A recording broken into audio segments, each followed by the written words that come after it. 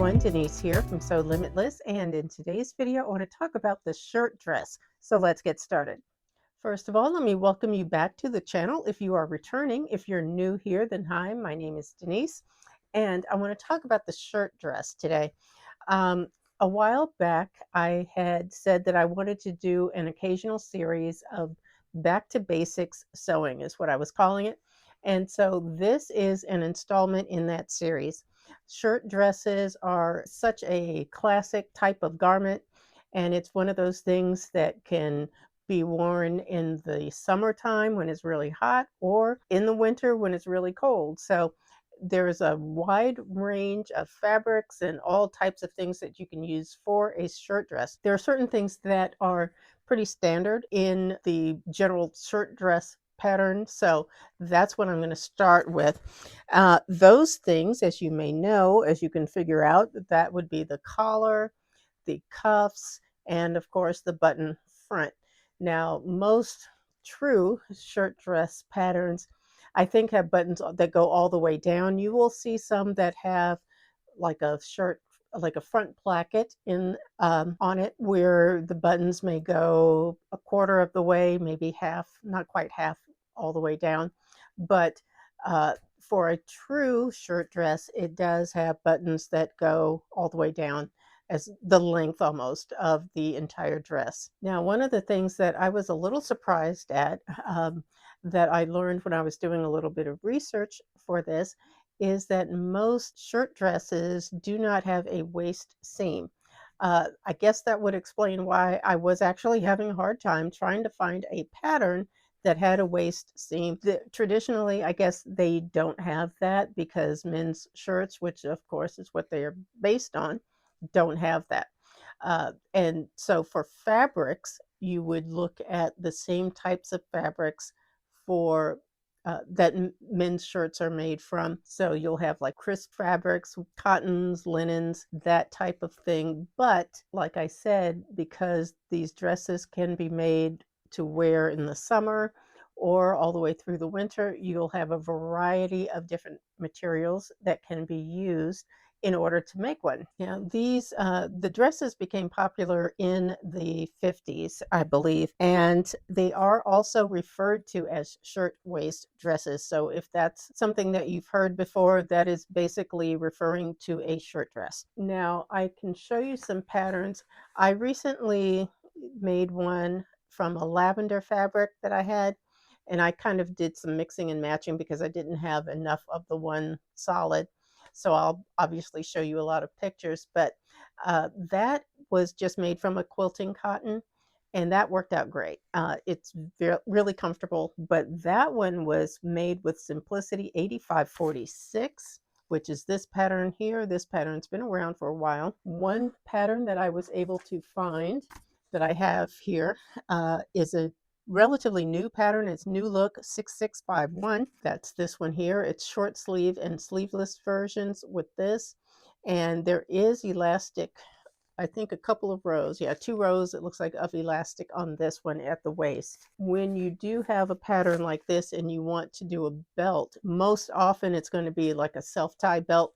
The one that I did not have a belt. The version I made did not have a belt that was with it. So I just felt like it needed something. So I didn't actually have anything that was appropriate as far as belts were concerned. So I actually ordered some from Amazon, and I got a set, I believe it's a set of 3 skinny belts, different colors that I thought I could use, and a chain type of belt. Those look great with the dress, and I think it gives it just needed something to be cinched in at the waist, and so that's what I used for that. Another pattern is this McCall 7470. This one here. This one goes from sleeveless to long sleeve, and it's also a shirt. But this one here, you can use corduroy fabric. So that would be perfect for colder weather if you're interested in doing something like that. And you can also make maxi length and all lengths in between. And then, of course, there's Simplicity 8014. This one is also very popular, and I still have not made this because I can tell it's never been cut out. So this is another pattern I think might still be available. But this one, the Simplicity 8546, I've made this a few times. The first one I made was this longer one, and that one was with some fabric that I had gotten from Minerva as a Minerva brand ambassador. They sent me that fabric. It's gorgeous. That one is a challis, so it's very flowy. The other one, like I said, the one I just recently made is a quilting cotton, and so that one is more of a crisper, more of a shirt type of look. But you can style these in all different types of ways. You can have it open and wear it more like a duster type jacket. You can obviously close it up and wear it just as a regular dress, but there are many different options. So that's why this is such a versatile type of pattern, versatile type of garment. And I think it's something that you can really get a lot of use out of. Now, one concern that a lot of people have with making something like a shirt dress is all the buttons that you're going to have to put on there. Now, I've got two different buttonhole feet here. This one is the more universal type. This one fits on my Brother machine or the Husqvarna machine that I have. It basically measures the size of the button that you're using, so it knows how to make the correct size buttonhole for that particular button. This one here is the one I use on the Bernina, and this is an automatic buttonholer. I just measure out how long I need the buttonhole to be, and then it will automatically go ahead and make the buttonholes the right size. So for me, that's the easiest way of going about all of, making all the buttons, because if you've got one or two on the cuff, then you've got maybe 10 going down the front. That's quite a few. You can easily be using between 12 to 15 buttons. So it's a lot. And as far as putting on the actual buttons, this is the little foot that I have for the Brother machine. And this one is the one I have for the Bernina. It holds the button on. I always make sure to use the hand crank on the machine first, just to make sure I've placed everything properly and the needle is going to go actually in the holes. What you don't want is for that needle to hit the side of the button, even just a little bit, because I've done that before and it will split the button. That's not good, especially if you're if you only have just enough button to make, to use for your garment. You don't want to break any of them. Now, obviously, if you're not going to do that, then you'll do your hand stitching. And no matter which way I am going to put the buttons on, I like to use this temporary fabric glue stick. I just put a little bit on the back of the button or a little bit on the fabric, stick it on, just hold it for a second.